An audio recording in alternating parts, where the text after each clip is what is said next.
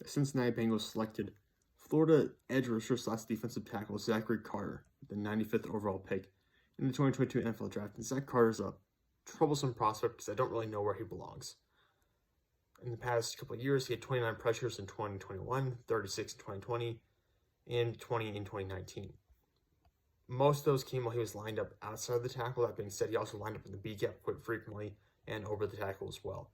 So he's got some diversity in where he lined up in college. That being said, he's 6'4", 282 pounds with 33.5-inch arms. He turned 23 in April, but I think he lacks the weight and functional strength to play defensive tackle, just based on what I've seen. Even at the Senior Bowl, he looked so much smaller than everyone else who was playing on the interior defensive line. And frankly, he did not have a good Senior Bowl because he didn't have many wins on the one-on-ones or wins in the team drills because he just is undersized to play that role.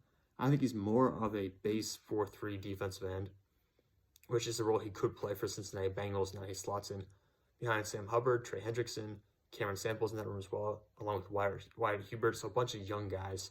Joseph Ossai is going to come back. He missed all last season. I almost forgot about him. He was a really good player I liked watching last year. Before last year's draft, I should say.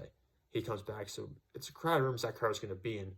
But he's a little bit different than all those guys because he truly is a bit bigger than most of those guys I mentioned. That being said, I don't think he truly has the bend of an edge rusher. So I think he's kind of stuck in this tweener build, really, with his tweener skill set.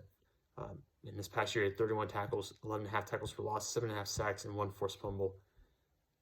A player who I like, but I just don't know where he fits in the NFL.